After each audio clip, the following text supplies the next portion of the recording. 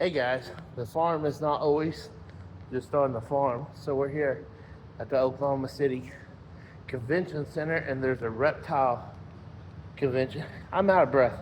Steph just made me climb up 2 flights of stairs to get to this. And anyways, we had to walk. But this is the new Oklahoma City Convention Center. And I thought I'd take you along with you because not only our products are good for human consumption, but there's animals that love our product too. So